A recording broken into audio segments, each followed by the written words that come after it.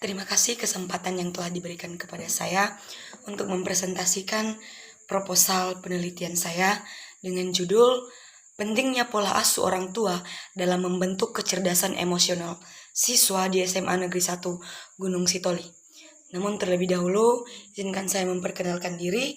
Nama saya Cicit Asjelita Gea, NIM 212102008, Prodi Bimbingan Konseling.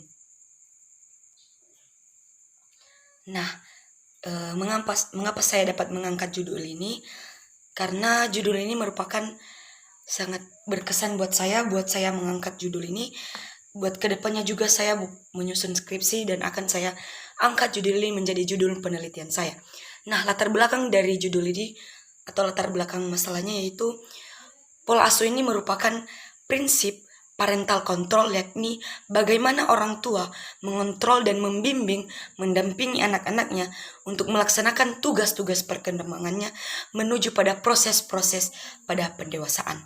Nah, dewasa ini orang tua sering kehilangan peran dalam kehidupan anak-anak mereka, dimulai dari usia dini sampai hingga usia dewasa.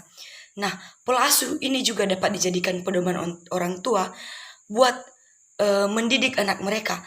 Nah, yakni pola asuh orang tua pada saat ini ada beberapa pola asuh yang ada di kalangan pada saat ini. Itu pertama, pola asuh otoriter, pola asuh permisif, pola asuh toleran, pola asuh demokratis, pola asuh helikopter, pola asuh otonom, dan pola asuh tidak peduli.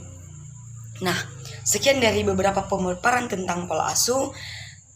Dan selanjutnya kita masuk pada kecerdasan emosional. Nah, latar belakang dari kecerdasan emosional ini merupakan kesadaran diri, kemampuan mengelola emosi, baik itu empati, membina hubungan sosial, motivasi, kemampuan menyelesaikan konflik, pemahaman emosi, adaptabilitas, toleransi terhadap frustasi, kemampuan untuk memahami diri sendiri, dan bertanggung jawab atas diri sendiri. Nah, berdasarkan dari pemaparan dari latar belakang di atas, adapun fokus penelitian ini yaitu pola asuh orang tua yang otoriter dan kecerdasan emosi siswa di SMA Negeri 1 Gunung Sitoli. Yang menjadi rumusan masalahnya yaitu pertama, bagaimana pola asuh orang tua yang digunakan selama ini di SMA Negeri 1 Gunung Sitoli. Kedua, bagaimana kecerdasan emosional siswa di SMA Negeri 1 Gunung Sitoli. Ketiga, bagaimana peran pola asuh orang tua dalam meningkatkan tingkat kecerdasan emosional siswa di SMA Negeri 1 Gunung Sitoli. Nah, sekian dari latar belakang di atas secara singkat. Sekarang saya akan memaparkan secara singkat juga tentang landasan teori mengapa saya mengangkat judul ini atau kajian teorinya.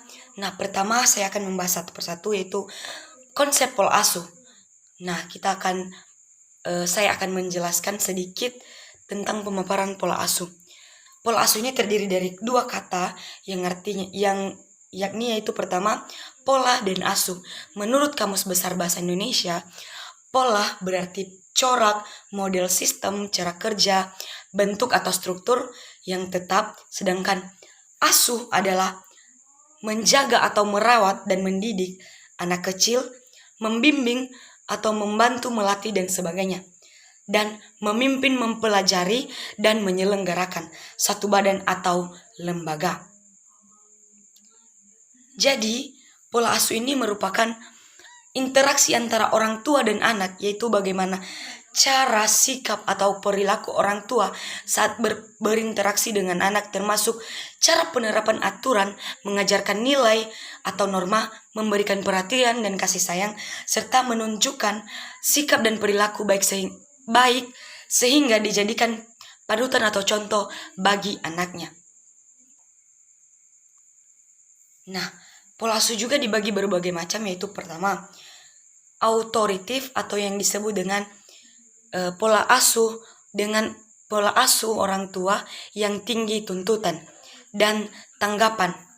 Yang tinggi tuntutan dan tinggi juga tanggapannya. Yang artinya bersikap hangat namun tegas, mengatur standar agar tetap terlaksana, dan memberikan harapan dan konsistensi terhadap dan kemampuan anak, memberikan kesempatan anak untuk berkembang baik secara otonom maupun mengarahkan diri, menghadapi anak secara rasional, pengasuhan dengan orang tua yang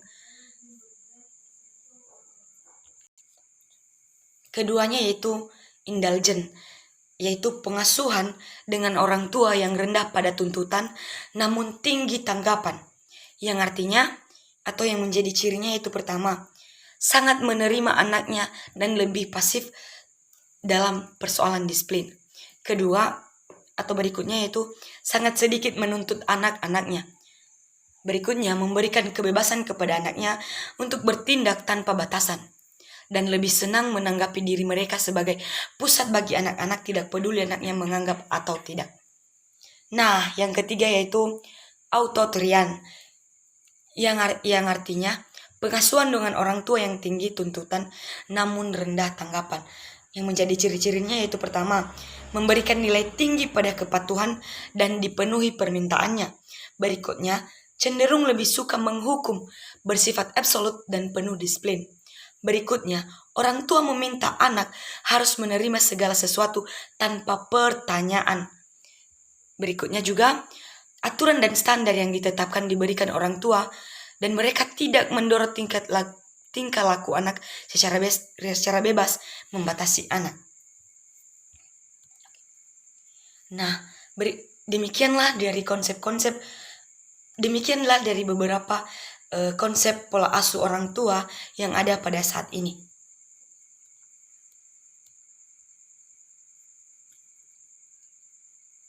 Nah, sekian dari pemaparan tentang pola asuh. Sekarang kita masuk pada kecerdasan emosi. Kecerdasan emosi itu merupakan sebagaimana orang memahami amarah, kemarahan atau sebagian yang menjengkelkan. Namun sebenarnya amarah atau jengkel hanyalah bagian dari emosi tersebut.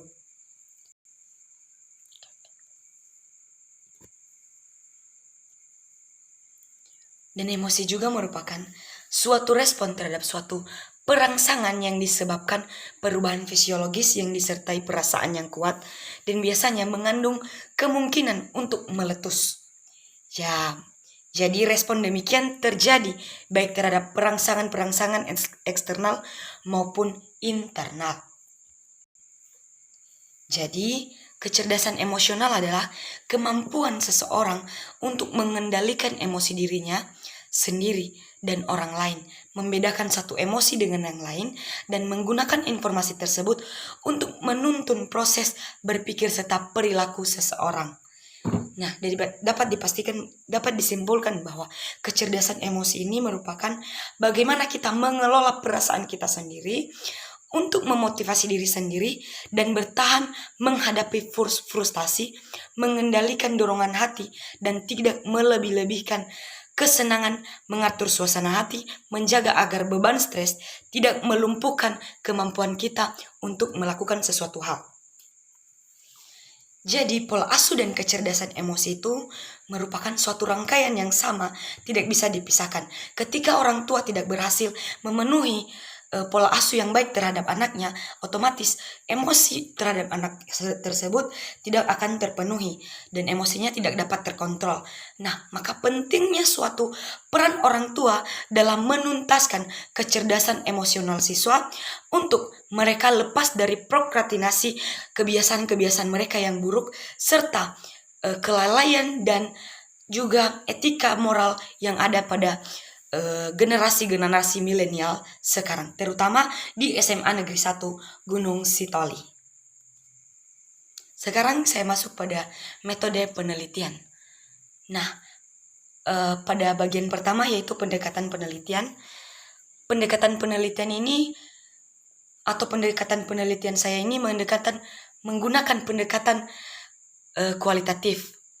Penelitian kualitatif ini bertujuan untuk memahami fenomena yang dialami oleh subjek penelitian secara keseluruhan dan menggunakan berbagai metode ilmiah dalam konteks ilmiah khusus. Nah, jenis penelitian ini merupakan penelitian deskriptif kualitatif yang digunakan untuk memperoleh informasi mengenai baik itu prestasi akademik siswa ataupun sesuatu hal yang berkaitan tentang siswa tersebut dalam pola asuh siswa tersebut di SMA Negeri 1 Gunung Sitoli. Tempat dan waktu penelitian saya laksanakan di SMA Negeri 1 Gunung Sitoli pada April 2023. Objek penelitian yang dapat dinyatakan sebagai situasional siswa penelitian yang ingin diketahui apa yang terjadi di dalamnya. Objek penelitian ini dapat mengenai secara mendalam aktivitas orang-orang yang ada di SMA Negeri 1 Gunung Sitoli serta tempat dan waktu tertentu yang saya gunakan di SMA Negeri 1 Gunung Sitoli. Sebagai subjeknya merupakan sumber data yang diminta informasinya atau sesuai dengan masalah. Dari mana data saya peroleh, yaitu dari sekolah tersebut dengan mengetahui kebijakan kegiatan partisipasi dalam komite kelas, terlibat langsung sebagai koordinator atau penanggung jawab kegiatan partisipasi dalam komite kelas, mengetahui kegiatan partisipasi orang tua di sekolah tersebut, ikut terlibat berkoordinasi dalam kaitannya dengan kegiatan partisipasi di sekolah tersebut. Nah, metode pengumpulan data yang saya gunakan yaitu pertama, metode wawancara, metode dokumentasi, metode instrumen penilaian data, instrumen penelitian, keabsahan data, dan teknik analisis data yang saya gunakan, yaitu merupakan uraian dari hasil wawancara dan studi dokumentasi. Nah, demikian dari hasil yang sudah saya dapat di lapangan atau hasil dari proposal penelitian saya yang telah saya lakukan.